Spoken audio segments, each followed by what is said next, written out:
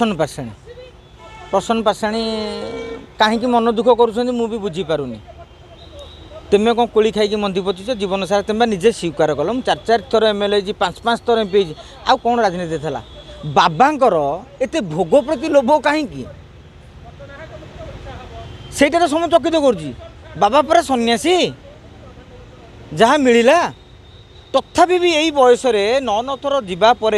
लोकसभा को जाइच विधानसभा को जाऊच डबल पेंशन पाउच तथापि भी आउ कौन रहीगला जे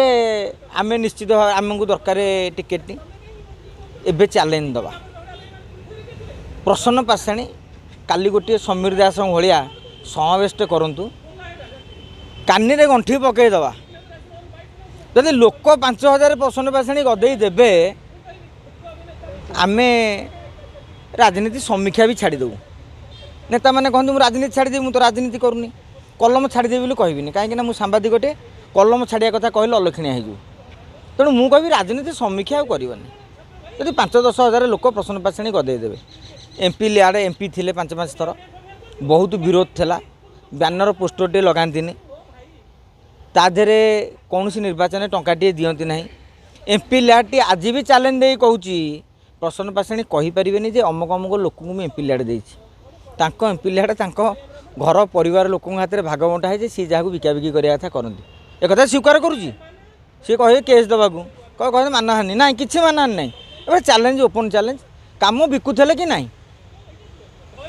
आर उत्तर हाँ तुम जो नेता को पचारदेव तेणु सहीटा ना तुमर एत नेता को आडजस्ट कराला रघु साहू चैलेंज कले आडजस्ट कराई टिकेट दिगला तुम कथा दल कहीं शुणुनी चाऊ पट्टनायक दिगला आपड़ देखु रमेश चंद्र चाऊ पट्टनायक पाइले तुमरी समय राज्यसभा टिकेट घोषणा कराई जदि सी पाइले आप कहीं पाइले तेणु एथरे आम दल प्रति रोष करवा से आउ विजु लिगासी ना अमुक समय ता करने अपेक्षा तुम समय जो जो नेता मैंने प्रफुल्ल गढ़ई पुओ पाँच दाम राउत पुओ पाँच आउ जो जो नेता मैंने थिले से मैंने भी सब टिकेट पाँच तुम टिकेट पाइना माने मु भावुँ सी प्रथम जे मु बोधे आ योग्य हो कि नहीं